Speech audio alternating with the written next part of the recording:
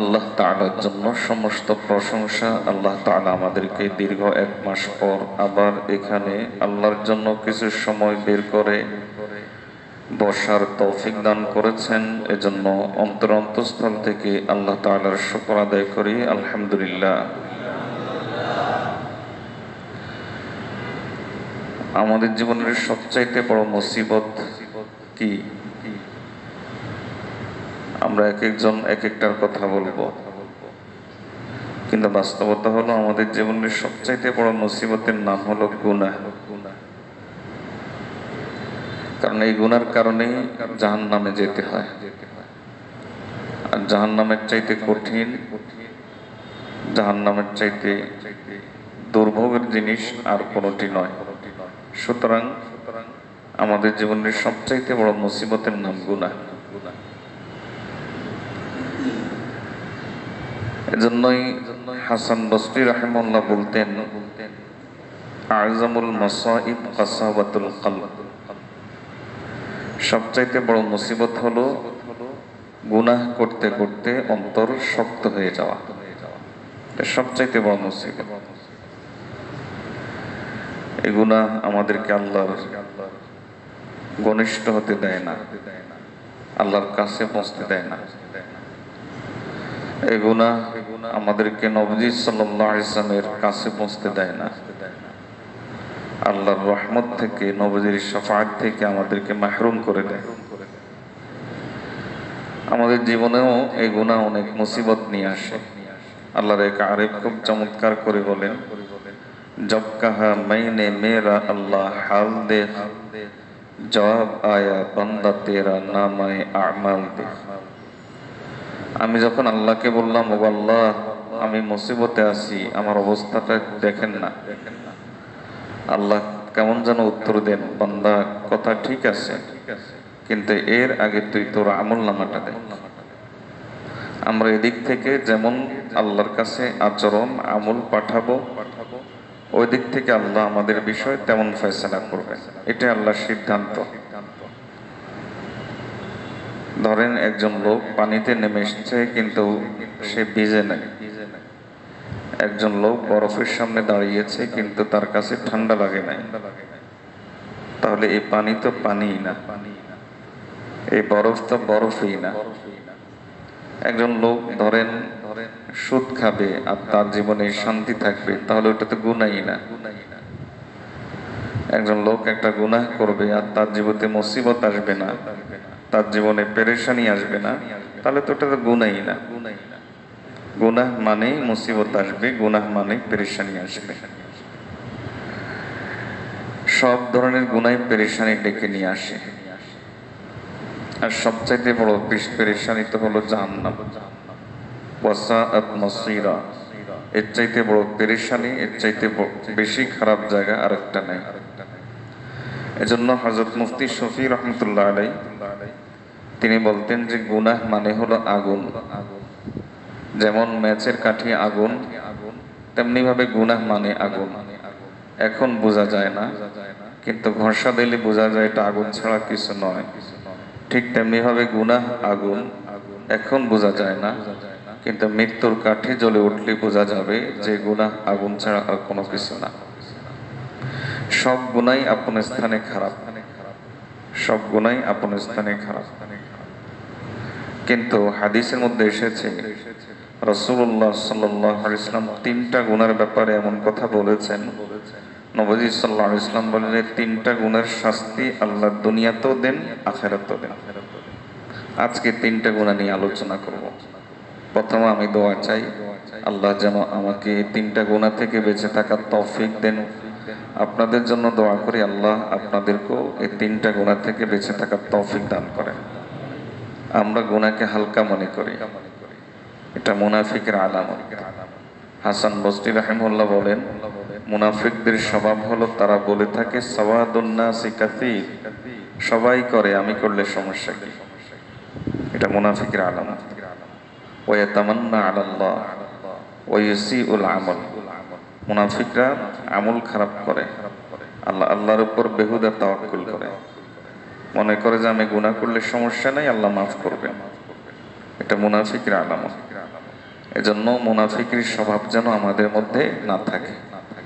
গুনাহ গুনাই, গুনাহ গুনাই, গুনাহ মানেই হলো আল্লাহ থেকে দূরে সরে যাওয়া, গুনাহ মানেই হলো জান্নাত থেকে বঞ্চিত হওয়া, গুনাহ মানেই হলো জাহান্নাম কাছে ডেকে নিয়ে আসা, গুনাহ মানেই হলো আল্লাহর রহমত থেকে বঞ্চিত হওয়া, গুনাহ মানেই হলো নবীজির শাফাআত থেকে বঞ্চিত হওয়া, গুনাহ মানেই হলো জীবনে মুসিবত ডেকে নিয়ে আসা, গুনাহ মানেই হলো নিজের পায়ে নিজের কুড়াল মারা, গুনাহ মানেই হলো নিজেকে নিজে ধ্বংস করে দেওয়া। এটাই তো গুনাহ। কাজেই সবাই করলো আমি করলে সমস্যা কি, এ জাতীয় চিন্তা লালন করা যাবে না। বরং এই চিন্তা করতে হবে যে আমাকে গুনাহ থেকে বাঁচতেই হবে।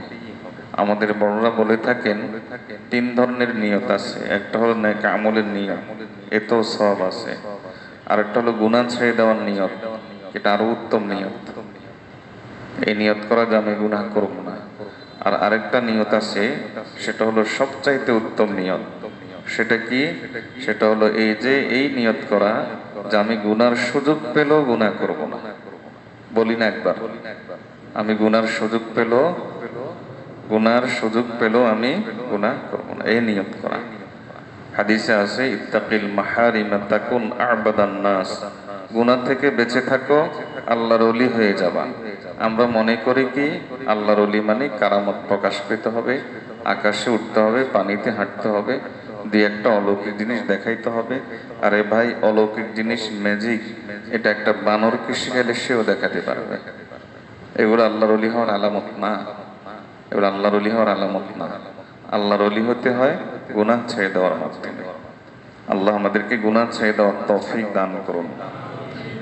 গুনাহ ছেড়ে দিলে আপনি আবুল হাসান খিরকানি রাহিমাহুল্লাহ একজন বড় আল্লাহর ওলি ছিলেন, একটা আজীব কথা বলেন।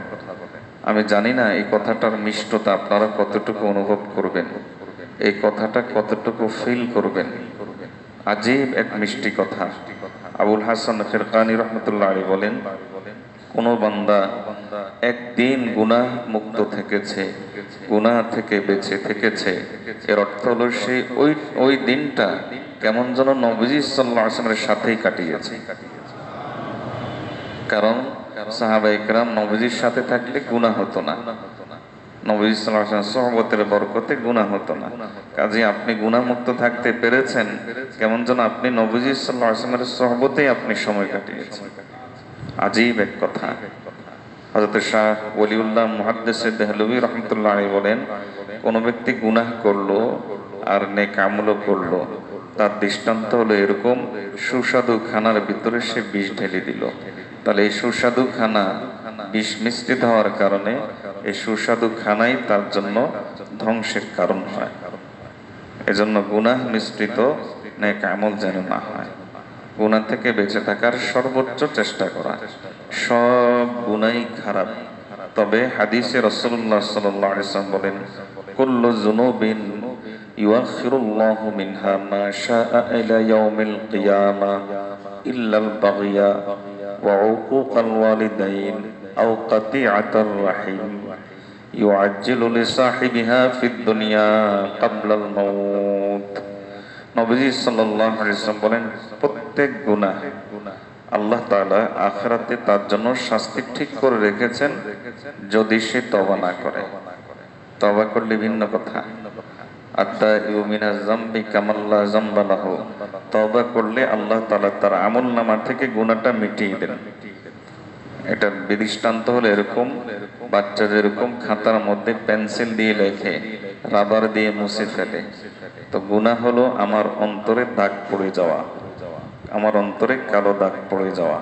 হাদিসে নবীজি সাল্লাল্লাহু আলাইহি ওয়াসাল্লাম বলেছেন, নুকিতাত ফীহি নুকতাতুন সাউদা, একটা গুনাহ করলে অন্তরে একটা কালো দাগ পড়ে।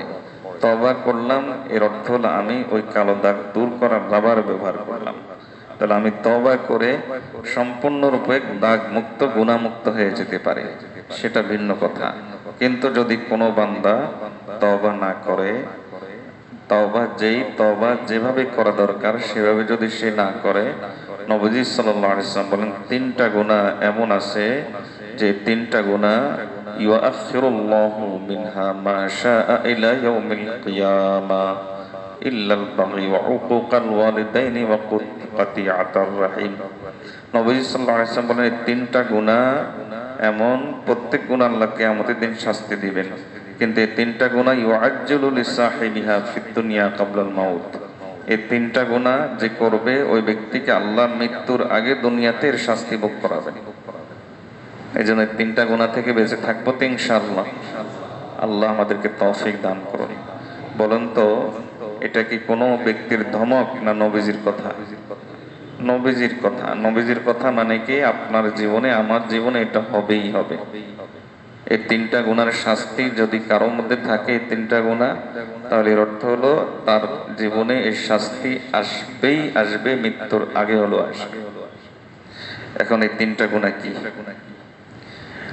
আল বাগি ওয়া উকুকিল ওয়ালিদাইনি ওয়া কাতিআতির রাহিম। একটা গুনার নাম হলো বাগি। বাগি মানে হলো বিদ্রোহ করা। দুই ধরনের ব্যাপার আছে। গুনাহ মানে কি? গুনাহ মানে আল্লাহর হুকুম মানলাম না, নবীজি সাল্লাল্লাহু আলাইহি ওয়াসাল্লামের কথা মানলাম না, এটাই তো গুনাহ। একটা হলো মানলাম না, আরটা শুধু মানলাম না তা নয়। প্রবাদ আছে না, চুরি তো চুরি, সিনাজুরি। যদি সিনাজুরি হয়, চুরির উপরে যদি সিনাজুরি হয়, এটার নাম হলো বাগি, মানে বিদ্রোহ করা। কিছু মুসলমান আছে এরকম যে আল্লাহর বিরুদ্ধে বিদ্রোহ করে। এক লোক ধরেন একটা ময়লা ছেঁড়া নোট সে ব্যাংকে নিয়ে গেল। ব্যাংকে নিয়ে গিয়ে এরপরে ব্যাংক কর্মকর্তাকে বলল যে এটা পাল্টে দেন। তো পাল্টে দেওয়ার পরে ওই লোক ওই নোটটা খুব সুন্দর করে রেখে দিল। আরেক লোক করলো কি, ওই নোটটা ছিঁড়ে ফেললো। আরেক লোক করলো কি, নোট তার ছিঁড়ে নাই, কিন্তু নোটটা কোনো কারণে কোনোভাবে ছিঁড়ে গেছে। ধরেন অসতর্কতা বশত ছিঁড়ে গেছে। তিন দলতে এক না। যে ওই ছেঁড়া ফাটা নোট নিয়ে ব্যাংকে গিয়েছে, এরপরে সে ব্যাংক কর্মকর্তার কাছে নোটটা দিয়েছে। ব্যাংক কর্মকর্তা তাকে নতুন নোট দিয়ে দিয়েছে। এটা হলো ওই বান্দা যে বান্দা গুনাহ করে, আল্লাহর দরবারে স্বীকার করে নেয় ও আল্লাহ গুনাহ করেছি। আল্লাহ বলেন, উলাইকা ইউবাদদিলুল্লাহু সাইয়্যাতিহিম হাসানাত। আমি তোমার এই ছেঁড়া ফাটা নোট নগদ নোটে পরিবর্তন করে দিব। আমি আল্লাহ তোমার এই গুনার পরিবর্তে তোমার আমলনামায় নেক আমল লিখে দিব। আর আরেক ব্যক্তি হলো, তার নোট ছিঁড়ে গেছে, অসতর্কতা বশত ছিঁড়ে গেছে। তো ছিঁড়ে গেলে তার লস হয়েছে। কি লস হয়েছে? এই 500 টাকা 1000 টাকা নোট হয়তো সে আর চালাতে পারবে না। তার জীবনে একটা লস। আর কিন্তু এত বড় লস নয়, এত বড় ক্ষতি নয় যে এর কারণে তাকে জেলে যেতে হবে। এটা তার ব্যক্তিগত লস। যে ব্যক্তি গুনাহ করেছে কিন্তু তওবা করে নাই, সে ব্যক্তির দৃষ্টান্ত হলে এরকম, তার গুনাহ হয়ে গেছে, তার জীবনে একটা বড় ক্ষতি হয়ে গেছে।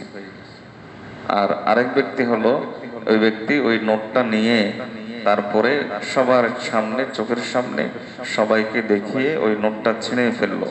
বলেন তো এই লোকের জায়গা কোথায় হবে? এই লোককে তো রাষ্ট্রদ্রোহী আখ্যায়িত করা হবে।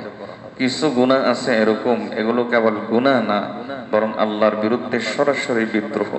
যে গুনাহগুলো এই বিদ্রোহের তালিকায় পড়ে, ওই গুনাহগুলো রাসূলুল্লাহ সাল্লাল্লাহু আলাইহি ওয়াসাল্লাম বলেন, যদি কোনো বান্দা করে, আল্লাহ তাকে দুনিয়াতেও শাস্তি দিবেন, আখিরাতেও দিবেন। এটা বিদ্রোহ। সেই গুনাহগুলো কি? যেমন একটা গুনাহ, বিদ্রোহের আওতায় পড়ে একটা গুনাহ, সুদ। সুদ খাওয়া মানে আল্লাহর বিরুদ্ধে সরাসরি যুদ্ধ ঘোষণা করা। এজন্য কেউ যদি সুদ খায়, তাহলে আল্লাহ তাআলা তাকে দুনিয়ার জীবনও শাস্তি দিয়েই ছাড়বেন। যার কারণে সুদখোর আর শান্তি কখনো একসাথে থাকতে পারে না।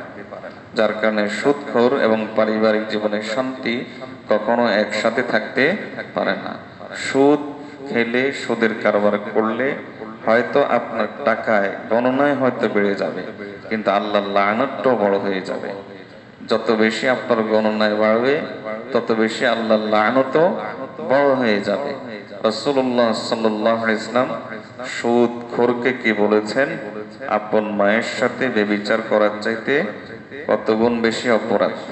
70 গুণ বেশি অপরাধ। এখন আমরা কিছু আল্লাহর বান্দা আছে এরকম, এটাকে কোনো অপরাধই মনে করি না। আল্লাহ তাআলা কোরআন মাজিদের মধ্যে বলেন, ওয়ায়াহসাবুনাহু হায়্যিনাও ওয়া হুয়া ইনদাল্লাহি আযীম। এই সুদখোর, এ জাতীয় গুনাহ যারা করে তারা মনে করে গুনাহটা হালকা, অথচ আল্লাহর কাছে এটা অনেক বড় গুনাহ। আল্লাহর কাছে এটা অনেক বড় অপরাধ। এই আরেকটা গুনাহ যেমন বিদ্রোহের তালিকায় পড়ে, সেটা হলো এই যে যে আল্লাহর কাছে পানাহ চাই। কোন মুসলমান যদি এরকম থাকে তওবা করে নেবেন। দাড়ি ছেঁচে ফেলা, দাড়ি ফেলে দেওয়া, আপনি দাড়ি ফেলে দিলেন, এটা প্রকাশ্য একটা গুনাহ, সবাইকে দেখাচ্ছেন, ডন কেয়ার। আল্লাহর হুকুম আমি মানলাম না, সমস্যা কি? রাসূল সাল্লাল্লাহু আলাইহি ওয়াসাল্লামের হুকুম আমি মানলাম না, সমস্যা কি? এই হলো দাড়ি ফেলে দেওয়ার অর্থ। এটাও বিদ্রোহের আওতায় পড়ে। দেখুন একটা হাদিস আপনাদেরকে শোনাই। রাসূলুল্লাহ সাল্লাল্লাহু আলাইহি ওয়াসাল্লামের কাছে এক লোক আসলো। ওই লোক রাসূলুল্লাহ সাল্লাল্লাহু আলাইহি ওয়াসাল্লামের কাছে এক লোক আসলো। সে ছিল অমুসলিমদের পক্ষ থেকে এসেছে দূত হিসাবে। রাসূলুল্লাহ সাল্লাল্লাহু আলাইহি ওয়াসাল্লাম দেখলেন তার মুখে দাড়ি নেই। নবীজি আরেকদিকে মুখ ফিরিয়ে ফেললেন। এরপরে তিনি বললেন যে, তোমাকে এটার নির্দেশটা কে দিয়েছে? তারা দুইজন ছিল। নবীজি সাল্লাল্লাহু আলাইহি ওয়াসাল্লাম বলেন যে, মান আমারাকুমা বিহাযা, এই যে দাড়ি ফেলে দিলা, দাড়ি ফেলে আমার কাছে আসলা, দাড়ি ফেলে দেওয়ার পুরুষ হয়ে এই হুকুমটা তোমাকে কে দিয়েছে? আরেকদিকে ফিরে নবীজি বলেছেন। ওই দুই লোক বলল, আমারানা আমারানা কিসরা, আমাদেরকে হুকুম দিয়েছে আমাদের রব, আমাদের মালিক কিসরা। তখন নবীজি সাল্লাল্লাহু আলাইহি ওয়াসাল্লাম তাদের দিকে মুখ ফিরে বললেন, ওয়াকাদ আমারানি রব্বি আযজা ওয়া জাল্লা বিআফিল লাহয়া, আর আমার আল্লাহ আমাকে নির্দেশ দিয়েছেন দাড়ি ছেড়ে দেওয়ার। তোমার আল্লাহ, তোমার রব নির্দেশ দিয়েছে, কেসরা বাদশা নির্দেশ দিয়েছে, সে তোমার রব, সে নির্দেশ দিয়েছে দাড়ি ছেঁচে ফেলার, আর আমার রব নির্দেশ দিয়েছে দাড়ি ছেড়ে দেওয়ার। এবার আপনি চিন্তা করেন আপনি কোন দলে আছেন। আল্লাহ আমাদেরকে হেফাজত করুন বলে আমিন। এ জাতীয় বিদ্রোহের তালিকায় যে সমস্ত গুনাহ পড়বে, রাসূলুল্লাহ সাল্লাল্লাহু আলাইহি ওয়াসাল্লাম বলেন এটার শাস্তি সে দুনিয়াতে পাবেই পাবে। বিদ্রোহের তালিকা একটা হলো গোপনে একটা গুনাহ হয়ে গেছে, এটা হলো এক জাতীয় গুনাহ। আরেকটা হলো আপনি প্রকাশ্যে সবার সামনে আপনি দেখালেন যে আমি কোনো কেয়ার করি না, এই গুনাহটা করেছি তো কি হয়েছে, এটাই হলো বিদ্রোহের আওতায় পড়ে। তো বিদ্রোহের আওতায় যে গুনাহটা পড়ে, যে আপনি সবাইকে দেখালেন আপনি কোনো কেয়ার করেন না। রাসূলুল্লাহ সাল্লাল্লাহু আলাইহি ওয়াসাল্লাম বলেন, কুল্লু উম্মতি মুআফান ইল্লাল মুজাহিরিন, আমার সব উম্মত মাফ পেয়ে যাবে, তওবা করলেই মাফ, তওবা করলেই মাফ পেয়ে যাবে। কিন্তু যারা প্রকাশ্যে সকলের সামনে বিদ্রোহ করে গুনাহ করে বেড়ায়, এই ভাবটা দেখায় আমি গুনাহ করলে সমস্যাটা কি, আমি অপরাধটা করলে সমস্যাটা কি, তাহলে নবী সাল্লাল্লাহু আলাইহি ওয়াসাল্লাম বলেন এই লোক মাফ পাবে না। প্রকাশ্যে চাঁদাবাজি বিদ্রোহের আওতায় পড়ে, প্রকাশ্যে জুলুম বিদ্রোহের আওতায় পড়ে, প্রকাশ্যে সন্ত্রাসী কাজ করা বিদ্রোহের আওতায় পড়ে। দেশের আইন, শরীয়তের আইনকে বৃদ্ধাঙ্গুলি দেখিয়ে সে চাঁদাবাজি করছে, বিদ্রোহের আওতায় পড়ে। এই চাঁদাবাজ দুনিয়াতে শাস্তি পাওয়া ছাড়া তার মরণ হবে না, তার দুনিয়াতে শাস্তি হবেই। এই সন্ত্রাসী তার দুনিয়াতে শাস্তি হওয়া ছাড়া মরণ হবে না, তার দুনিয়াতে শাস্তি হবে। এই হলো দ্বিতীয় গুনাহ। তৃতীয় আরেক, এটা হলো প্রথম গুনাহ, যে গুনার শাস্তি আল্লাহ দুনিয়াতেও দিবেন আখিরাতেও দিবেন। এরকম গুনাহ কয়টা? তিনটা। একটা হলো ওই সমস্ত গুনাহ যে সমস্ত গুনাহ বিদ্রোহের তালিকায় পড়ে। দ্বিতীয় হলো ওই সমস্ত গুনাহ যে গুনার নাম হলো মা বাবার সাথে অন্যায় আচরণ, মা বাবার সাথে অন্যায় আচরণ। এই গুনার শাস্তিও আল্লাহ তাআলা দুনিয়াতেও দেন আখিরাতেও দেন। ওয়া উকুকিল ওয়ালিদাইন, মা বাবার সাথে কেউ যদি অন্যায় আচরণ করে দুনিয়াতে তাকে শাস্তি পেতেই হয়। শাইখুল ইসলাম মুফতি তাকি উসমানী তিনি একটা ঘটনা লিখেছেন। এক লোক তার বাবার গলার মধ্যে গামছা পেঁচিয়ে তারপর তাকে টানাহেঁচড়া করে রাস্তায় একটা জায়গা পর্যন্ত নিয়ে গেল। তখন তার বাবা তাকে বলল, বাবা তুই আর আমাকে সামনে নিস না। তখন ওই ছেলে তখন আশ্চর্য হয়ে বলল যে কারণ কি, সামনে আর কেন নিব না? এর কারণ হলো আমি তোর দাদাকে এই পর্যন্তই আনছিলাম, তোর দাদাকে আমি এই পর্যন্তই আনছিলাম, এই জন্য তুই আর আমাকে সামনে নিস না। যদি তুই সামনে নিস তাহলে তোর সন্তান তোকে আরো সামনে নেবে। এজন্য মা বাবার সাথে অন্যায় আচরণ করা এটা খুব খারাপ জিনিস। এটার শাস্তি আল্লাহ দুনিয়াতে দিবেনই দিবেন। এই পর্যন্ত কোন সন্তান মা বাবার সাথে খারাপ আচরণ করে দুনিয়াতে শাস্তি পায় নাই, আপনি দেখাতে পারবেন না, একজনও দেখাতে পারবেন না। মা বাবার সাথে অন্যায় আচরণ করে দুনিয়াতে তার শাস্তি ভোগ করে নাই এমন একজন সন্তানও দেখাইতে পারবেন না। বরং শরীয়ত এক আশ্চর্য বিষয় কি সেটা জানেন? ধরেন কিছুক্ষণের জন্য আপনি একজন মা বাবার সন্তান, কিছুক্ষণের জন্য ধরেন একজন মা বাবার সন্তান আল্লাহর ওলি, আর মা বাবা যে সে খারাপ, কিছুক্ষণের জন্য ধরলাম। এবার এই আল্লাহর ওলির জন্য যদি ওই খারাপ মা বাবা বদদোয়া করে, আর সেই বদদোয়া যদি অন্যায় না হয়, ন্যায়সঙ্গত হয়, তাহলে ওই আল্লাহর ওলির উপরও ওই বদদোয়া লাগে। কথা কি বুঝাইতে পেরেছি? মা বাবা হলো এমন এক জিনিস, অত্যন্ত স্পর্শকাতর। এই বিষয়ে সহিহ বুখারীর একটা আশ্চর্য হাদিস আছে। হাদিসটা খুব সংক্ষেপে আপনাদেরকে শোনাই এই কথার প্রমাণ হিসাবে, যে খারাপ মা বাবার নেক সন্তান যদি খারাপ মা বাবা বদদোয়া করে ওই নেক সন্তানের জন্য, তবুও ওই বদদোয়া লাগে যদিও বদদোয়া ন্যায়সঙ্গত হয়। অন্যায় বদদোয়া করলে লাগবে না। যেমন সন্তান দাঁড়িয়ে রেখেছে, মা কইলো এত তাড়াতাড়ি কেন দাঁড়িয়ে রাখলি, তোরে বিয়ে কেমনে করাম? বাবা কইলো এত তাড়াতাড়ি দাঁড়িয়ে রাখলি, আমি বুড়ো হয়ে গেছি এখনো দাঁড়িয়ে রাখি নাই, তুই তো জওয়ান হয়ে দাঁড়িয়ে রেখে দিলি, তা আমি মানুষের কাছে চোখ কেমনে দেখাবো? সন্তান কোনোভাবে মানে না, সে বললো যে আমি দাঁড়িয়ে রাখবোই। এবার বাবা বললো যে তোর উপর আল্লাহর লানত, তাহলে এই লানত পড়বে না, এই লানত উল্টা বাবার উপর পড়বে। বুঝেন নাই মনে হয়? তাহলে ন্যায়সঙ্গত বদদোয়া হইতে হবে, ন্যায়সঙ্গত। মা বাবা খুব আজীব জিনিস। ধরেন একটা জিনিস বৈধ, এটা শরীয়তে আপনার জন্য করা ওয়াজিবও ছিল না, ফরজও ছিল না, সুন্নতও ছিল না, মুস্তাহাবও ছিল না, কেবলমাত্র জায়েজ ছিল। কিন্তু মা বাবা বলেছে এই জিনিসটা করতে, তাহলে এই জায়েজ জিনিসটাই ওয়াজিব হয়ে যায়। যেমন ধরেন আপনি বাজারে যাচ্ছেন, মা বললো যে আমার জন্য ওই ওষুধটা একটু নিয়ে আসিস তো বাবা। এখন এই ওষুধ নিয়ে আসাটা আপনার জন্য ফরজ ওয়াজিব এই মুহূর্তে ছিল না, কিন্তু মা যখন বলেছে নিয়ে আসিস, তাহলে বলার সাথে সাথে ফরজ হয়ে গেছে। আপনার বোন ধরেন অভাবে আছে, আল্লাহ তাআলা আপনাকে সামর্থ্য দিয়েছেন, সামর্থ্যের বাইরে আবার নাই, আপনাকে আল্লাহ তাআলা সামর্থ্য দিয়েছেন, আপনি ঋণ করে না, আবার সামর্থ্য আছে আপনার।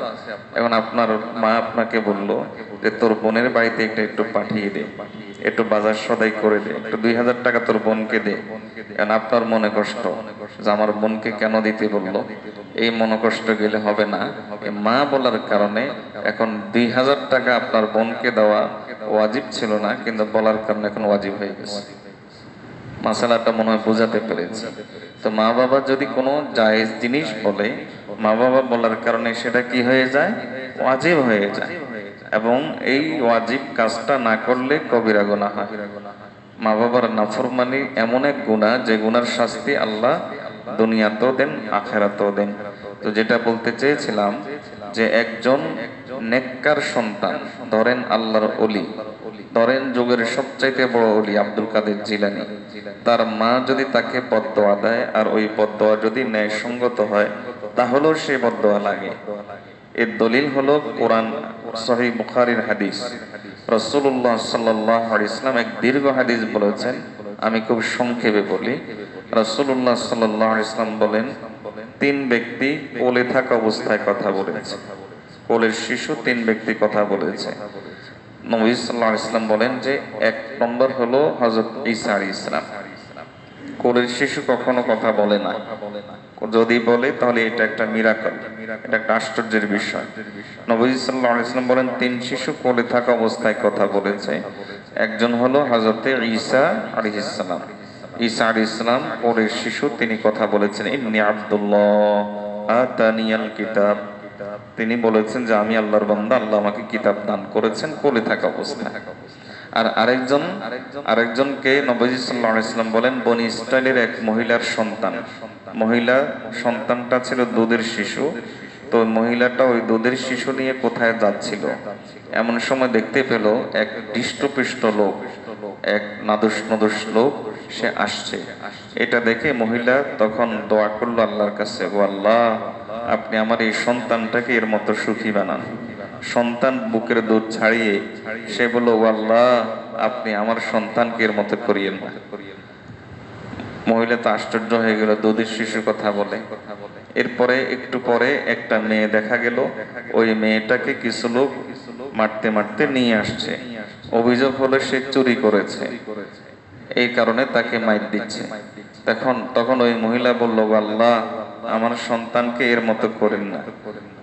তো সন্তান তখন বুকের দুধ ছাড়িয়ে সে বলল, আল্লাহ, আমাকে এর মতো বানান। মহিলা তখন ধমক দিল, এরকম করো কেন, ঘটনা কি? তখন সন্তান উত্তর দিচ্ছে যে আগে নাদোষ নুদোষ লোকটাকে দেখা গেছে, সে হলো একজন জালিম, আল্লাহ আমাকে জালিম না বানাক। আর এই মেয়েটা হলো একজন মজলুম, সে চুরি করে নাই, কিন্তু মানুষ তাকে চুরির অপবাদ দিয়েছে। যত মাইর খাচ্ছে আল্লাহর কাছে তার মর্যাদা তত বেড়ে যাচ্ছে। এজন্য আমি বলেছি, হে আল্লাহ, আপনি আমাকে তার মতো বানান। এ হলো দ্বিতীয় শিশু যে কোলে থাকা অবস্থায় কথা বলেছে। তৃতীয় শিশু, নবীজি সাল্লাল্লাহু আলাইহি ওয়াসাল্লাম বলেন, তৃতীয় শিশু যে কোলে থাকা অবস্থায় কথা বলেছে, সে তৃতীয় শিশুটি হলো বনী ইসরাইলের একজন বড় আল্লাহর ওলি ছিলেন। বাস্তবেই তিনি আল্লাহর ওলি ছিলেন, নেক মানুষ ছিলেন। তার নাম ছিল হযরত জুরাইজ রাহিমাহুল্লাহ। জুরাইজ রাহিমাহুল্লাহ তিনি খুব ইবাদত করতেন, তার ইবাদতখানায় তিনি ইবাদত নিয়ে পড়ে থাকতেন। একদিন তার মা তার কাছে আসলো, এসে তাকে ডাক দিল। শরীয়তের মাসালা হলো, ইবাদত যদি ফরজ ওয়াজিব না হয়, নফল ইবাদত হয়, আর ওই সময় মা কিংবা বাবা যদি ডাক দেয়, তাহলে ওই ইবাদত ছেড়ে মায়ের ডাকে সাড়া দিতে হয়। মায়ের হক, এটা কিন্তু আল্লাহর হক। বলি, কথা বুঝছেন? মা বাবার হক মূলত কার হক? এটা আল্লাহর হকের অংশ। তো শরীয়তের মাসালা হলো যে এখন মায়ের অথবা বাবার ডাক শুনতে হয়। কিন্তু জুরাইজ তিনি ইবাদত চালিয়ে গেলেন। মনে মনে চিন্তা করলেন যে মায়ের কথা শুনবো না ইবাদত করব। সিদ্ধান্ত নিলেন ইবাদতই করি, ইবাদত চালিয়ে গেলেন। দ্বিতীয় দিন আসলো মা, পিছন থেকে ডাক দিল, জুরাইজ। আজকেও জুরাইজ নফল ইবাদতে ব্যস্ত। আজকেও জুরাইজ সিদ্ধান্ত নিল, ইবাদত করি, মায়ের কথা পরে শুনবো। মা আজকেও চলে গেছে। তৃতীয় দিন আসলো, এসে পিছন থেকে ডাক দিল, জুরাইজ। জুরাইজ তখনও চিন্তা করলেন, ইবাদতই করি, মায়ের কথা পরে শুনবো। কিন্তু আজকে মায়ের খুব রাগ উঠে গেছে। মা তখন বদদোয়া করলো, আল্লাহ তোকে কোনো বেশ্যার মুখ দেখানো ছাড়া মত না দিক। এই বদদোয়া করায় মা চলে গেছে। দেখুন, একদিকে জুরাইজ আল্লাহর ওলি, আল্লাহ এটাও প্রমাণ করবেন, আরেকদিকে মায়ের বদদোয়া আল্লাহর ওলি পুরো করলো লাগে, আল্লাহ এটারও প্রমাণ করবেন। এটা পারেন কে? আল্লাহ। ঘটনা ঘটলো কি, আরেকদিকে কিছু খারাপ মেয়ে, তারা পরস্পর কথাবার্তা বলতে গিয়ে একটা পর্যায়ে একটা খারাপ মেয়ে সে বলে উঠলো, বেট লাগালো আর কি, বেট বুঝেন তো, সে বলে উঠলো যে জুরাইজকে এই পর্যন্ত এই এলাকাতে, এই অঞ্চলে যত মানুষ আছে সবাইকে ফাঁদে ফেলতে পারলো, জুরাইজকে ফাঁদে ফেলা সম্ভব নয়। আরেকটা মেয়ে সে বলল যে আমি পারবো। এক কথায় দুই কথায় বাকিরা বলল তুই পারবি না। সে বলল যে চ্যালেঞ্জ, এ বলল যে চ্যালেঞ্জ, আমি পারবো। শেষ পর্যন্ত হলো কি, সে জুরাইজের ওই ইবাদতখানায় আসা যাওয়া শুরু করলো। আশেপাশে ঘুরঘুর করে, জুরাইজ তার দিকে তাকায়ও না। জুরাইজ তো ইবাদতেই ব্যস্ত। সে শেষ পর্যন্ত তার এই বেডটাকে রাখার জন্য একটা রাখালের সাথে বেবিচারে লিপ্ত হলো। সেখান থেকে যখন সন্তান হলো, লোকজন জিজ্ঞেস করলো এই সন্তান কার? মেয়েটা বলে এই সন্তান জুরাইজের। আর এ জাতীয় ঘটনায় মানুষ পুরুষের কথা শুনে না, সে যত ভালো মানুষই হোক, মহিলাদের কথা বেশি শুনে।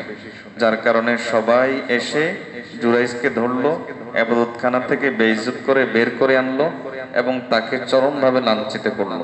জুরাইজ এই কাম করলো, এজন্য তাকে চরমভাবে লাঞ্ছিত করলো। দেখেন, আল্লাহ তাআলা মায়ের বদদোয়া লাগিয়ে দিয়েছেন।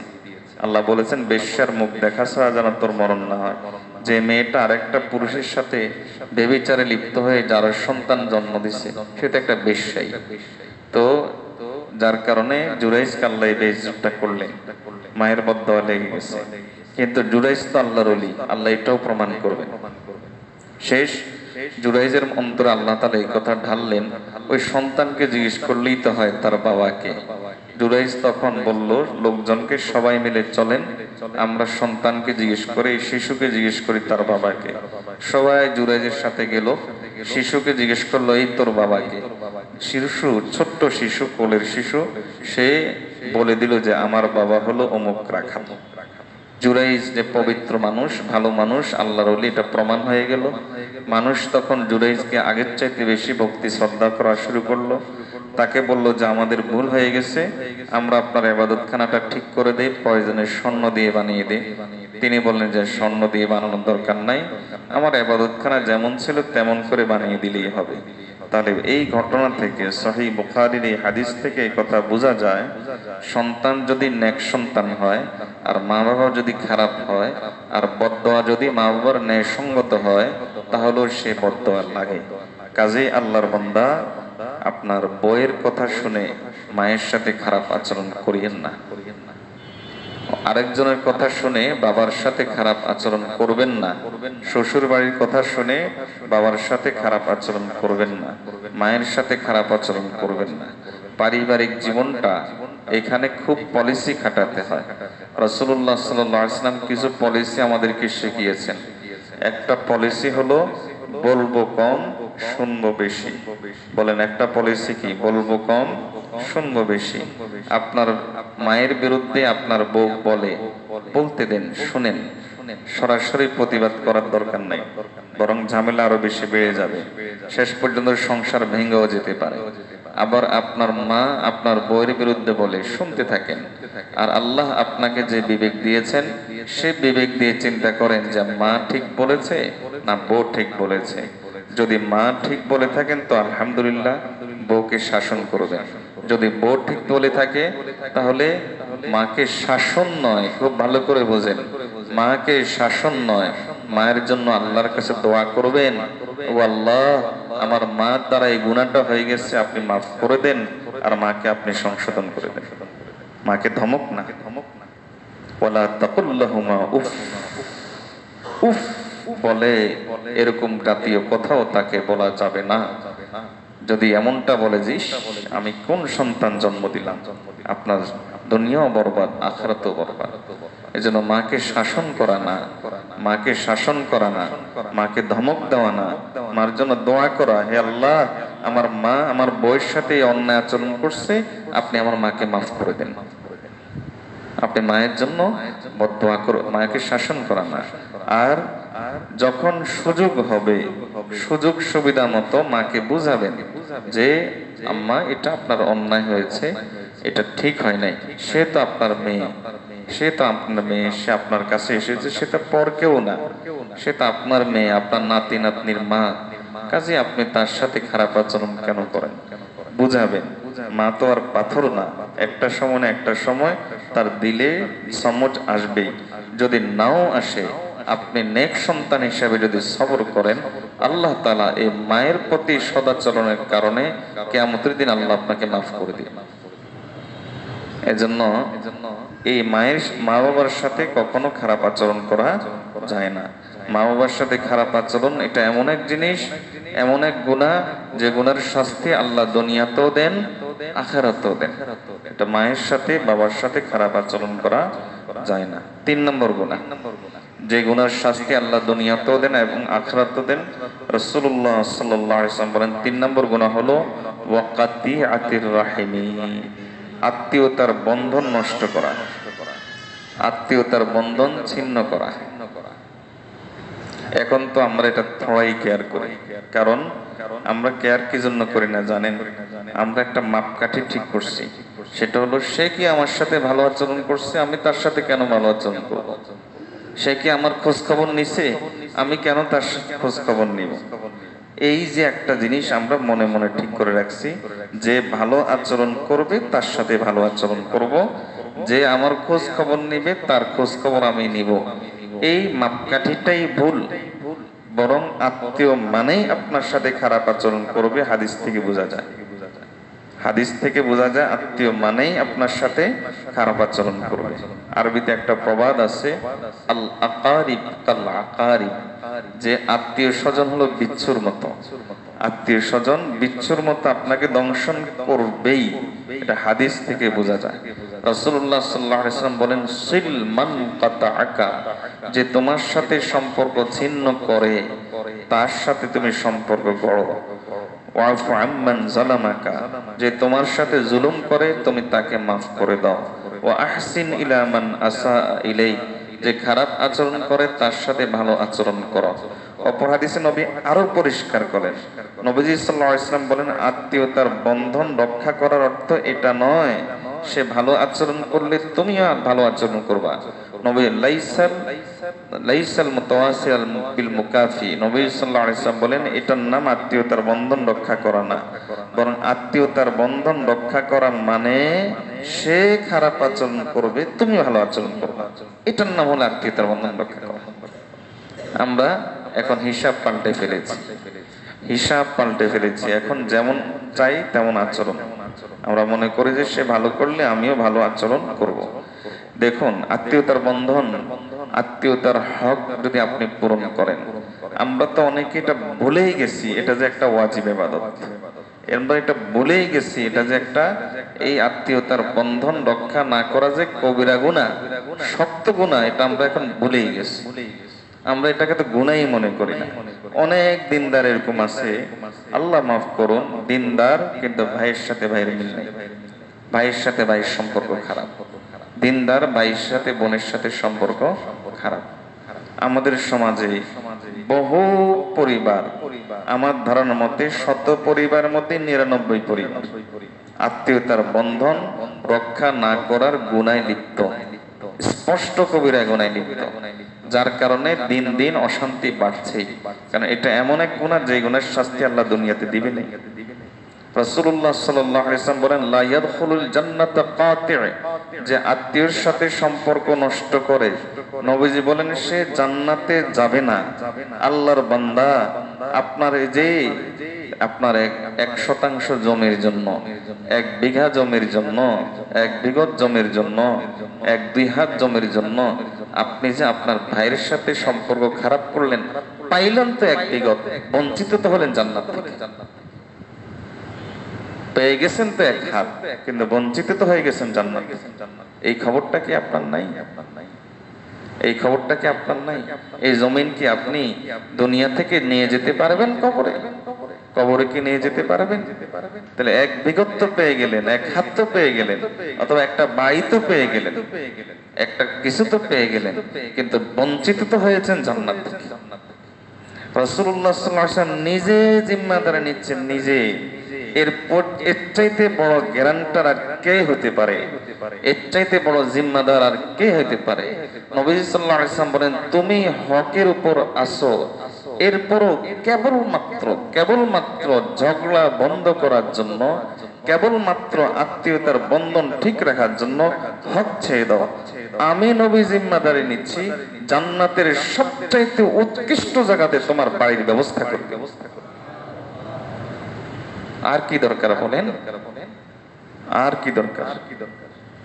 এরপর আমরা আত্মীয়তার বন্ধন রক্ষা করি না। এখন আমাদের গড়াইও কমে গেছে। একটা সময় মানুষ 70-80 বছর 90 বছর বাঁচত, এখন হঠাৎ মানুষ মারা যায়। এর বড় কারণ কি জানেন? এর বড় কারণ হলো আত্মীয়দের মধ্যে সম্পর্ক ঠিক না থাকা।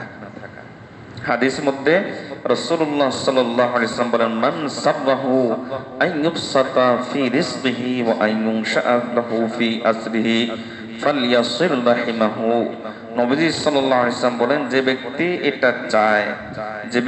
এটা চায় যে তার রিজিকের মধ্যে বরকত আসবে, আর যদি সে এটা চায় যে তার হায়াতে বরকত আসবে, তাহলে সে যেন আত্মীয়দের সাথে সম্পর্ক ঠিক রাখে। আপনার যদি অক্সিজেন কারো প্রয়োজন হয়, হাসপাতালে যদি অক্সিজেন দিতে হয়, তাহলে একদিনের অক্সিজেনের কি পরিমাণ খরচ হয় বলেন তো? আপনি সারা জিন্দেগি আত্মীয়তার বন্ধন রক্ষা করতে গিয়ে আমার মনে হয় আপনার এক সপ্তাহের হাসপাতালের বিলও না, এক সপ্তাহের হাসপাতালের বিলও না। কিন্তু এই সামান্য জিনিস আপনি করতে পারলে রাসূলুল্লাহ সাল্লাল্লাহু আলাইহি ওয়াসাল্লাম বলেন আপনার হায়াত বাড়িয়ে দিবেন আল্লাহ তাআলা। আল্লাহ আপনার হায়াত বাড়িয়ে দিবেন, আল্লাহ আপনার রিজিক বাড়িয়ে দিবেন। শুধু আত্মীয়তার বন্ধন রক্ষা করতে পারলে আল্লাহ এই কাজটা করবেন। এজন্য একটা জিনিস চিন্তা করেন না, কার সাথে সম্পর্ক খারাপ করলেন? ভাইয়ের সাথে। কোন ভাই? যে ভাইয়ের সাথে এক পাতিলে খানা খাইছেন ছোটবেলায়। কার সাথে সম্পর্ক খারাপ করেছেন? বোনের সাথে। কোন বোনের সাথে? যে বোনের সাথে ছোটবেলায় একসাথে দৌড়াদৌড়ি করছেন। আপনার হাত ধরে যে বোন আপনার সাথে এখানে সেখানে গেছে, যে বোন একটু কান্না করে উঠলে আপনি দৌড়ে গিয়ে আপনি তাকে কোলে নিয়েছেন, সেই বোনের সাথে। অথবা যে বোন আপনাকে হাত ধরে এখানে সেখানে নিয়েছে, মায়ের ভূমিকা পালন করেছে, সেই বোনের সাথে। কার সাথে সম্পর্ক খারাপ করলে? কার সাথে সম্পর্ক খারাপ করেন? ওই ভাইয়ের সাথে, যে ভাইয়ের সাথে একসাথে এক খাটে কত দিনের পর দিন ঘুমিয়েছেন, একই পাতিলে খানা খেয়েছেন, একই প্লেটে খানা খেয়েছেন। মা সবাইকে একসাথে নিয়ে আপনার মুখে এক নলা দিয়েছে, তার মুখে এক লোকমা দিয়েছে। এই ভাইয়ের সাথে তো আপনি সম্পর্ক খারাপ করলেন। কি ভাই, দুনিয়া নিয়ে কি আপনি কবরে যেতে পারবেন? আমি কবরে যেতে পারবো? কে আছে দেখেন জগতে? একজন দেখান যে দুনিয়া যা কিছু কামাই করছে সব নিয়ে কবরে চলে গেছে। কিন্তু হয়টা কি? আমি আমার ভাইয়ের সাথে সম্পর্ক খারাপ করলাম, এবার এটা কিন্তু একবারে জেনেটিক ভাবে এবার চলতে থাকে, প্রবাহমান। এবার আমার সন্তান আমার ভাইয়ের সন্তানদের সাথে খারাপ, এবার চলতে থাকে। ফলত হয় কি? সবচেয়ে বড় শত্রুকে অন্য কেউ না, সবচেয়ে বড় শত্রু হলো আমার আপনজন হয়। আমার ধারণা মতে আমাদের দেশে নয়, শুধু গোটা দুনিয়াতে কাউকে যদি জিজ্ঞেস করেন তোমার সবচেয়ে বড় শত্রুকে, সে চোখ বন্ধ করলে দেখবে হয় তার চাচাকে অথবা তার ভাইকে। অথচ যেই চাচা রাসূলুল্লাহ সাল্লাল্লাহু আলাইহি ওয়াসাল্লাম হাদিসের ভাষায় যে চাচা হলো আমার বাবার সমতুল্য, সেই চাচার সাথে আমাদের সম্পর্ক খারাপ। নবীজি সাল্লাল্লাহু আলাইহি ওয়াসাল্লামের হাদিসের ভাষায় যে ভাই আমার কাছে হক পাও না, আত্মীয়তার হক পাও না, তার সাথে আমার সম্পর্ক খারাপ।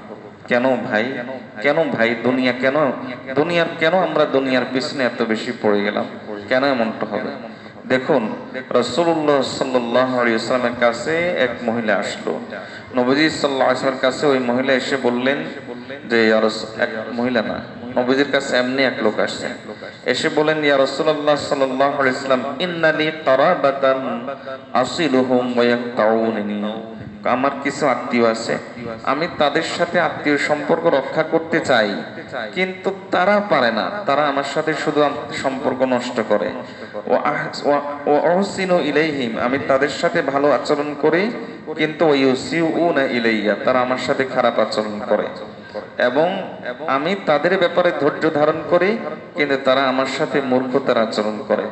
নবীজি সাল্লাল্লাহু আলাইহি ওয়াসাল্লাম বলেন লা ইন কুলতা কামা কুলতা, লা ইন কুনতা কামা কুলতা, তুমি যেমনটি বলেছো সেটা যদি সত্যি হয়ে থাকে। নবীজির এই কথার দিকে একটা ইঙ্গিত আছে, সেটা হলো এই তালি এক হাতে বাজে না। নবীজির এই কথার মধ্যে একটা ইঙ্গিত আছে, সেটা কি? তালি এক হাতে বাজে না। নবী সাল্লাল্লাহু আলাইহি ওয়াসাল্লাম বলেন যদি তুমি তোমার কথায় সত্য হয়ে থাকো, নবীজি বুঝালেন কি? তুমি তোমার কথায় সত্য নাও হইতে পারো, তোমার কারণে হয়তো তোমার আত্মীয় তোমার সাথে খারাপ আচরণ করছে। এজন্য নবী সাল্লাল্লাহু আলাইহি ওয়াসাল্লাম বলেন যদি তুমি তোমার কথায় সত্য হয়ে থাকো, তাহলে শুনে রাখো যে তোমার পক্ষ থেকে আল্লাহ তাআলা একজন ফেরেশতা তাদের বিরুদ্ধে ঠিক করে দিবেন। যতদিন তুমি দুনিয়াতে থাকবে আল্লাহ ওই ফেরেশতা তোমার পক্ষে রাখবেন। সেই ফেরেশতা তোমার জন্য তাসবিহ পড়বে, তোমার জন্য জিকির করবে, তোমার জন্য দোয়া করবে। সব দোয়া সব জিকির আল্লাহ তাআলা তোমার আমলনামায় দিতে থাকবেন। বলেন তার কি দরকার? আপনার আর আমার দোয়া, আপনার আমার ইবাদত কবুল নাও হতে পারে, কিন্তু ফেরেশতার দোয়া, ফেরেশতার ইবাদত, সেটা কি কবুল হবে না? আপনি নিশ্চিত কবুলযোগ্য ইবাদত পেয়ে যাচ্ছেন। এজন্য খুব ভালো করে বুঝেন, এই কথা দেখিয়েন না। আমরা তো সব নেগেটিভ চিন্তা করি। আমরা চিন্তা করি অমুক জুলুম করছে। কেন ভাই এই চিন্তা কেন করি না? আমি মজলুম হচ্ছি, এর অর্থ হলো আমি মুস্তাজাবুদ দাওয়াত হচ্ছি। এর অর্থ হলো আমি হাত তুলবো, আল্লাহ কবুল করবেন, আমি আল্লাহর কাছে এমন প্রিয় হয়ে যাচ্ছি, আমি আল্লাহর কাছে এমন প্রিয় হয়ে যাচ্ছি। এজন্য আত্মীয়তার সম্পর্ক রক্ষা করবেন তো ইনশাআল্লাহ। রাসূলুল্লাহ সাল্লাল্লাহু আলাইহি ওয়াসাল্লাম বলেন যে আত্মীয়তা আত্মীয়তা রাহিম, আত্মীয়তার আরবি শব্দ হলো রাহিম। নবীজি সাল্লাল্লাহু আলাইহি ওয়াসাল্লাম বলেন যে আল্লাহ তাআলা বলেন ইন্নার রাহিমা সুজনাতুম মিনার রহমান। রাহিম রহমানেরই অংশ, রাহিম রহমানের অংশ। নবীজি সাল্লাল্লাহু আলাইহি ওয়াসাল্লাম বলেন আল্লাহ তাআলা বলেছেন মান ওয়াসালাকা ওয়াসালতুহু। আল্লাহ তাআলা বলেছেন যে আত্মীয়তার বন্ধন এটা বলে থাকে। আল্লাহ তাআলা বলেছেন আত্মীয়তার বন্ধনকে উদ্দেশ্য করে, ও আত্মীয়তার বন্ধন শোনো, যে তোমাকে ঠিক রাখবে আমি আল্লাহ তার সাথে সম্পর্ক ঠিক রাখবো, আর যে তোমাকে ছিন্ন করবে আমি আল্লাহ তার সাথে সম্পর্ক ছিন্ন করব। আত্মীয়তার হক রক্ষা করা এটা কেবলমাত্র বান্দার হক না, এটা আল্লাহরও হক, এটা আল্লাহরও হক। আল্লাহ আমাদেরকে আত্মীয়তার বন্ধন রক্ষা করার তৌফিক দান করুন, সবাই বলে আমিন। আত্মীয়তার বন্ধন নষ্ট আমরা কোন কোন জায়গা বেশি করি? একটা তো আছে ভাই বোন চাচা, এই জায়গাতে করি। আরেকটা জায়গাতে করি সেটাকে আমরা আত্মীয়তার বন্ধনেই মনে করি না, সেটা হলো সন্তান বাবার হক নষ্ট করা, আবার বাবা সন্তানের হক নষ্ট করা। সন্তান বাবার হক নষ্ট করা, এটার ওয়াজ আমরা অনেক শুনি যে সন্তান যদি বাবার হক নষ্ট করে, এটাও আত্মীয়তার বন্ধন নষ্ট করারই একটা গুনাহ। রাসূলুল্লাহ সাল্লাল্লাহু আলাইহি ওয়াসাল্লাম এটাকে আলাদা করে বলেছেন, আলাদা গুরুত্ব দেওয়ার জন্য। কিন্তু বাবা সন্তানের সাথে সম্পর্ক ছিন্ন করা, এটা আমরা অনেকে জানি না, অনেকে বুঝি না। আমরা মনে করি বাবা সন্তানের সাথে সম্পর্ক ছিন্ন করা মানে কি? মানে হলো এই যে সন্তানকে বলল তোরে আমি সম্পদ দিব না, অথবা বলল যে তুই আমার ছেলে না, তুই আমার মেয়ে না, এটা হলো বাবা সন্তানের সাথে সম্পর্ক ছিন্ন করা না। এর চাইতে বড় একটা বিষয় আছে। দুনিয়ার এই পরিচয় কয় দিনের? দুনিয়ার এই পরিচয়, আপনি বাবা হয়েছেন 30 বছর বয়সে, 25 বছর বয়সে, 40 বছর বয়সে, 50 বছর বয়সে। আপনি আপনার সন্তানকে না হয় পাবেন 20 বছর 30 বছর, এরপরে আপনার সাথে আপনার সন্তানের দুনিয়াবি সম্পর্ক শেষ। আখিরাতে সম্পর্কটা সেটা শেষ হবে না। সেখানে আপনার সন্তান, নবীজি বলেন, হয় আপনার শত্রু হবে অথবা আপনার বন্ধু হবে। আল্লাহ তাআলা কোরআন মাজিদে এজন্য বলেন ইন্না মিন আওলাদিকুম ওয়া আজওয়াজিকুম আদুওয়ান লাকুম। তোমার এই ছেলে, তোমার এই আওলাদ তোমার শত্রু হতে পারে, খুব ভয় করো, খুব ভয় করো। আল্লাহ বলেন ফাহজারুহুম, খুব ভয় করো। তোমার এই সন্তান, তোমার ছেলে, তোমার এই মেয়ে তোমার শত্রু হয়ে যেতে পারে। রাসূলুল্লাহ সাল্লাল্লাহু আলাইহি ওয়াসাল্লাম হাদিসের মধ্যে বলেন যে একজন বাবা, একজন মা তার সন্তানের জন্য কিরকম কষ্ট করে, এর একটা নবী সাল্লাল্লাহু আলাইহি ওয়াসাল্লাম বুঝাচ্ছেন দৃষ্টান্ত দিয়ে। নবী সাল্লাল্লাহু আলাইহি ওয়াসাল্লাম বলেন ইন্নাল ওয়ালাদা মাবখালাতুন। একজন বাবা সন্তানের কারণে বখিল হয়ে যায়।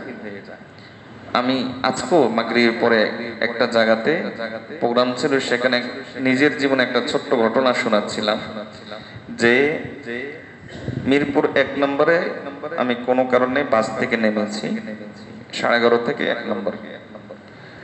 আমার পকেটে ছিল ঘটনাক্রমে 120 টাকা। ল্যাংড়া আমের কেজি 60 করে 120 2 কেজি পাওয়া যায়। আমার 1 নম্বর থেকে আমার বাসায় গিয়ে যেতে রিক্সা ভাড়া 50-60 টাকা খরচ হবে। আমি মনে মনে চিন্তা করলাম যে 120 টাকা দিয়ে ছেলে মেয়ের জন্য 2 কেজি আম নিয়ে যাই, এরপর হেঁটে চলে যাই। এখান থেকে একেবারেই 22 বাড়ি ওই পর্যন্ত, প্রায় শেওড়াপাড়ার কাছে, ওই পর্যন্ত হেঁটে আসছি। কেন?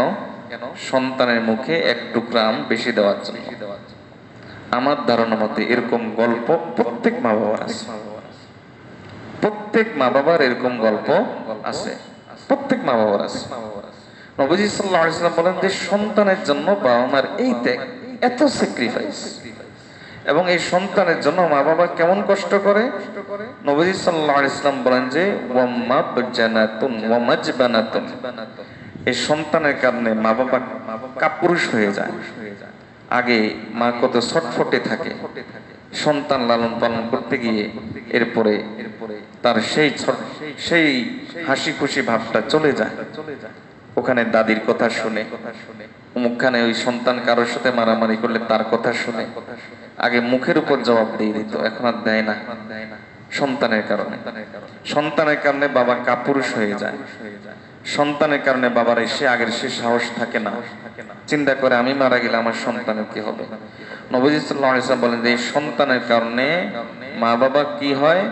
নবী সাল্লাল্লাহু আলাইহি ওয়াসাল্লাম বলেন মাহজানাতুন, এই মা বাবা এই সন্তানের কারণে কত পেরেশানি উঠাইতে হয়। ওয়া মাজহালাতুন, এই সন্তানের কারণে মা বাবা সে মাজহালাতুন জাহিল হয়ে যায়, অনেক কিছু জানে কিন্তু সন্তানকে দেখা আমি জানি না। সন্তানের সুখের দিকে তাকিয়ে অনেক কিছু বোঝে কিন্তু সন্তানকে বোঝা আমি বুঝি না। সন্তানের সুখের দিকে তাকিয়ে, যেই সন্তানের জন্য এত ত্যাগ, এত কোরবানি, এত স্যাক্রিফাইস, সেই সন্তান যদি কিয়ামতের দিন আপনার শত্রুতে পরিণত হয় তাহলে কেমন হবে। কেন শত্রুতে পরিণত হয়েছে? কারণ আপনি তার হক রক্ষা করেন নাই, আপনি তার হক রক্ষা করেন নাই, এজন্য সে শত্রুতে পরিণত হয়। রাসূলুল্লাহ সাল্লাল্লাহু আলাইহি ওয়াসাল্লাম বলেন এই সন্তান ইম্মা নি'মাতুন ওয়া ইম্মা নাকমাতুন, এই সন্তান হয় নিয়ামত অথবা গজব, সিদ্ধান্ত তোমার। যদি সে নিয়ামত হয় তাহলে এটা ক্রেডিট আল্লাহ তোমাকে দিবেন, আর যদি সে তোমার গজব হয় তাহলে এটার বোঝা আল্লাহ তোমাকে দিবেন। দেখেন, সন্তান যদি বখাটে হয়ে যায়, নবীজি দোষী করেছেন মা বাবাকে। ও আল্লাহর বান্দা, শিক্ষককে দোষী করেন নাই, নবীজি প্রতিষ্ঠানকে দোষী করেন নাই, সমাজকে দোষী করেন নাই, নবীজি দোষী করেছেন মা বাবাকে। নবীজি সাল্লাল্লাহু আলাইহি ওয়াসাল্লাম বলেন যে কুল্লু মাউলুদিন ইউলাদু আলাল ফিতরা, প্রত্যেক সন্তান সে জেনেটিক ভাবে তার ডিএনএর ভিতরে ইসলাম লুকায়িত আছে, যে জেনেটিক ভাবে সে মুসলিম, সে মুমিন। আবাওয়াহু ইউহিদানিহি ওয়া ইউনসিরানিহি ওয়া ইউমাজ্জিসানিহি, তাকে ইহুদিদের বেশ ধারণ করায় তার মা বাবা, খ্রিস্টানদের সংস্কৃতি শিখায় মা বাবা, তারপরে অগ্নি পূজকদের মতো চাল চলন শিখায় মা বাবা। তাহলে দোষী করেছেন নবীজি কাকে? মা বাবাকে। নবীজি সাল্লাল্লাহু আলাইহি ওয়াসাল্লাম মা বাবাকে দোষী করেছেন। কিয়ামতের দিনও ঠিক এই মা বাবাকে এই সন্তানও দোষী করবে। সন্তান হয় কিয়ামতের দিনে মা বাবাকে দোষী করবে। আল্লাহকে বলবো আল্লাহ রব্বানা আতিহিম দিফাইনি মিনাল আযাব ওয়ালআনহুম লা'নান কাবীরা, ও আল্লাহ দোষী আমি ঠিক আছে কিন্তু আমাকে দোষী বানাইলো কে? আমি খারাপ ঠিক আছে কিন্তু আমাকে খারাপ বানালো কে? আমি নষ্ট ঠিক আছে, আমাকে নষ্ট বানালো কে? ও আল্লাহ আমাকে নষ্ট বানিয়েছে আমার এই মা বাবা। সুতরাং আমাকে যদি আপনি শাস্তি একটা দেন তাহলে তাকে দুইটা দিতে হবে। আল্লাহ শুধু দুইটা শাস্তি দিলে হবে না, ওয়ালআনহুম লা'নান কাবীরা, আপনি যত বড় তত বড় করে তাকে লানত দিতে হবে। তাহলে এই সন্তান আপনার শত্রু হতে পারে, এই সন্তান আপনার বন্ধু হতে পারে। এখন এই বন্ধু বানালেও আপনি বানাচ্ছেন। দেখেন, আপনি যদি সন্তানের কমপক্ষে সন্তানের তিনটা জিনিসের প্রতি খেয়াল রাখতে হয়। বলুন কি বলেছি?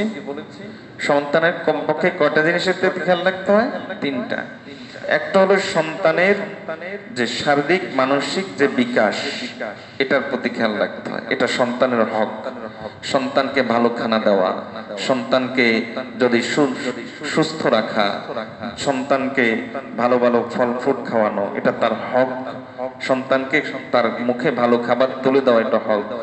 দেখেন, আপনি যদি এই হকটা পূরণ করেন, রাসূলুল্লাহ সাল্লাল্লাহু আলাইহি ওয়াসাল্লাম থেকে ওর হাদিস শুনেন। আম্মা জান আয়েশা বলেন, এক মহিলা এসেছে আমার কাছে, কিছু এসে চাইলো, তার সাথে তার তিনটা সন্তান, 1 2 3 তিনটা সন্তান। আম্মা জান আয়েশা বলেন, আমি তখন বড় বড় দেখে তিনটা খেজুর দিলাম। আমার উদ্দেশ্য হলো তিনজনের জন্য তিনটা। এ মা করলো কি, দুইজনকে দুইটা দিল। আর যখন সে আরেকটা মুখে তুলতে গেল, ঠিক এই সময় তার 2 মেয়ে কান্নাকাটি শুরু করছে। মা তখন তার মুখে না দিয়ে তারপরে খেজুরটাকে ছিঁড়ে ভাগ করে দুইজনকে দিয়ে দিয়েছে। আম্মা জান আয়েশা রাদিয়াল্লাহু তাআলা আনহা, তিনি তো বয়স কম, এজন্য তিনি বলেন আজাবাতনি, এটা আমার কাছে বিস্ময় ঠেকেছে। আমি নবীজি সাল্লাল্লাহু আলাইহি ওয়াসাল্লামের কাছে এসে বললাম যে ইয়া রাসূলুল্লাহ সাল্লাল্লাহু আলাইহি ওয়াসাল্লাম, আমি আজকে একটা আশ্চর্য চিত্র দেখেছি যে সন্তানের মুখে লোকমা তুলে দেওয়ার জন্য মায়ের এত ত্যাগ হয়। নবীজি সাল্লাল্লাহু আলাইহি ওয়াসাল্লাম বললেন, সন্তানের মুখে লোকমা তুলে দেওয়ার কারণে ফাকাদ আওজাবা লাহা বিহাল জান্নাহ, এই সন্তানের মুখে খেজুরের টুকরা তুলে দেওয়ার কারণে আল্লাহ তাআলা তার জন্য জান্নাত ওয়াজিব করেছেন। তাহলে আপনি হালাল ইনকাম করে যদি সন্তানের মুখে লোকমা তুলে দেন, এটা ইবাদত, এটা ইবাদত, এটা সন্তানের হক, এটা সন্তানের সাথে আত্মীয়তার হক রক্ষা করা, এটা তার ইবাদত।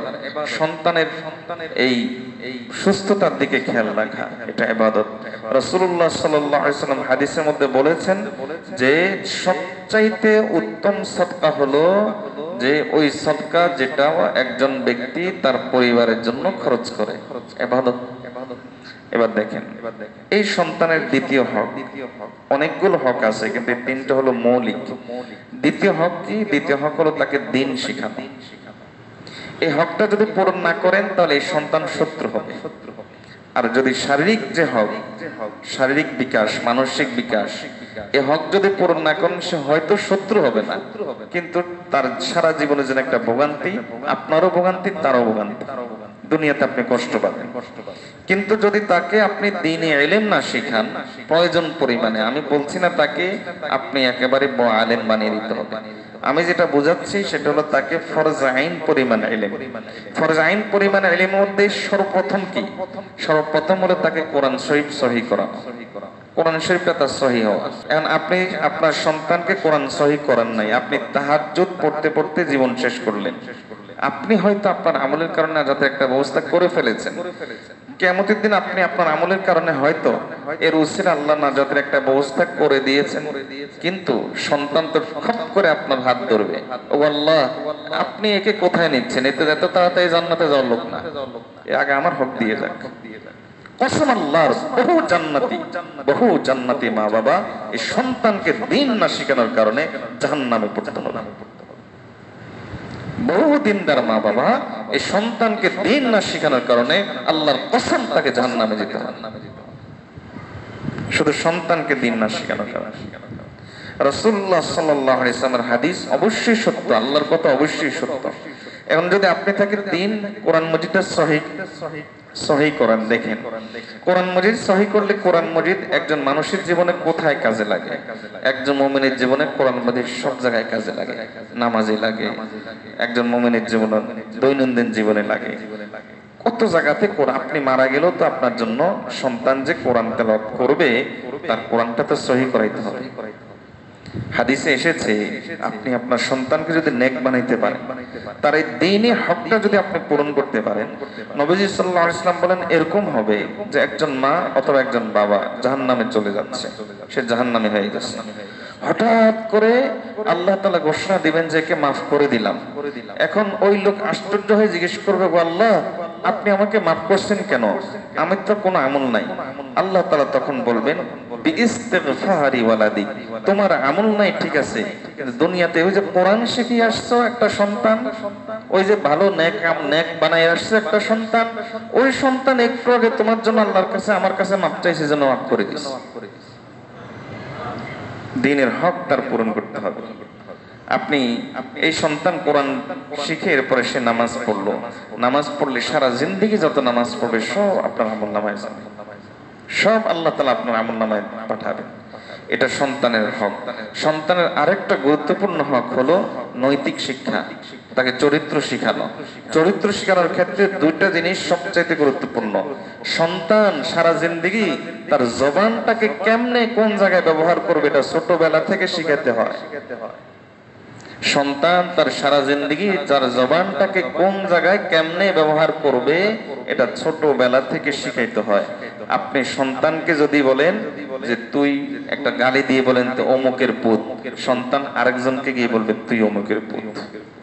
আপনি যদি আপনার সন্তানকে, আপনার সন্তানের সামনে আপনার স্ত্রীকে যদি বলেন যে তুই ফকিন্নির মেয়ে, কথার কথা, এই সন্তানও কিন্তু আরেক জায়গায়, অথবা সে বিয়ে করলে তার বউকে বলবে তুই ফকিন্নির মেয়ে। আদব, আখলাক এগুলো পরিবার থেকে শিখতে হয়। আদব আখলাক প্রতিষ্ঠান শিখায় যদি 20%, পরিবার শিখা হলে 80%, পরিবার শিখা হলো 90%। আমি কম বলে ফেলেছি। প্রতিষ্ঠান যদি 10% শিখায়, পরিবার শিখা হলো 90%। এটা হলো সন্তানের নৈতিক শিক্ষা দেওয়া। রাসূলুল্লাহ সাল্লাল্লাহু আলাইহি ওয়াসাল্লাম বলেন, কিয়ামতের দিনে উত্তম চরিত্রের চাইতে ওজনই মিজানের পাল্লাতে আর কোন আমল হবে না।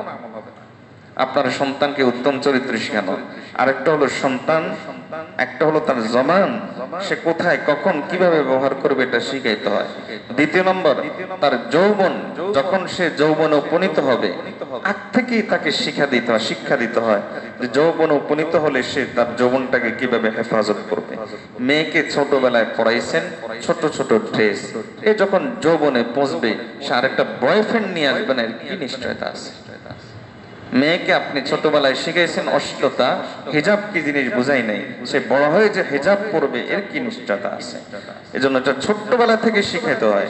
এর অর্থ এই নয় যে যৌনতার শব্দ দিয়ে ধরে ধরে শিখাইতে হয়। ছোটবেলা থেকে তাকে শালীন ভাবে গড়ে তুলতে হয়, শালীনতা শিখাইতে হয় ছোট্টবেলা থেকে। আরে আশ্চর্য হবেন, আমার মেয়ের বয়স কত, মনে হয় 4 বছর, আমি ঠিক জানি না, আর মা ভালো জানে। তো 4 বছরই ধরি, আমার মেয়ের বয়স 4 বছর। সে এখনো পরপুরুষের সামনে আসার সময় ওর আম্মুকে জিজ্ঞেস করে, আম্মু আমি অমুকের কাছে যাবো যে পর্দা করা লাগবে না। কথা বুঝেন নাই? আমার পরিচিত যারা তাদের কাছে আসে, কারণ তাদের কাছে একবার গেছে। নতুন কেউ আসলে তখন তার আম্মুকে জিজ্ঞেস করে পর্দা করা লাগবে কিনা, জিজ্ঞেস করে। মা যদি বলে যে না আম্মু লাগবে না যাও, তাহলে যায়, আমরা যাই না। আমাকে জিজ্ঞেস করে আব্বু পর্দা করা লাগবে কিনা। পারিবারিক শিক্ষা এটাই, যেন সে তার যৌবনকে নিষ্কলঙ্ক রাখতে পারে, দাগ মুক্ত একটা পবিত্র জীবন যেন সে যাপন করতে পারে।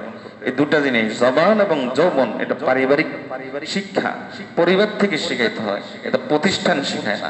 প্রতিষ্ঠান শিখাবে একাডেমিক শিক্ষাগুলো, প্রতিষ্ঠান থেকে সেগুলো পাবে। পরিবার এগুলো বেশি দিতে হয়। হ্যাঁ, প্রতিষ্ঠান ওগুলোর ক্ষেত্রে সহযোগিতা করবে, ওগুলোর ক্ষেত্রে সে কিছু কিছু পারবে। আপনি যদি আপনার সন্তানের এই হক পূরণ না করেন, তাহলে এটাও আত্মীয়তার বন্ধন ছিন্ন করা। আমরা এটাকে আত্মীয়তার বন্ধন ছিন্ন মনেই করি না। আমরা মনে করি যে সন্তানকে বাই দিয়ে দিতে পারলেই বাস হয়ে গেছে। না, তার সুস্থতার দিকে খেয়াল রাখতে হয়, তার দ্বীন ইলমের দিকে খেয়াল রাখতে হয়, তার নৈতিক শিক্ষার দিকে খেয়াল রাখতে হয়। এই তিনটা জিনিস যদি আমি তার না দেই, তাহলে তার হক নষ্ট করলাম, তার সাথে আমি জুলুম করলাম, তাহলে এই জুলুম যদি আমি তার সাথে করি, তাহলে এই সন্তান এবার বাবাকে পাঠাবে বৃদ্ধাশ্রম, মাকে পাঠায় বৃদ্ধাশ্রম। ওই যে রাসূলুল্লাহ সাল্লাল্লাহু আলাইহি ওয়াসাল্লাম বলেছেন 3টা গুনার শাস্তি আল্লাহ দুনিয়াতে দিয়ে ছাড়েন, এই কারণে তাকে আল্লাহ এই শাস্তি দুনিয়াতে দিয়েও ছাড়েন। আল্লাহ এই 3টা গুনাহ থেকে আমাদের সকলকে বেঁচে থাকার তৌফিক দান করুন। আল্লাহ আমাদের সকলকে সব গুনাহ থেকে বেঁচে থাকার তৌফিক দান করুন।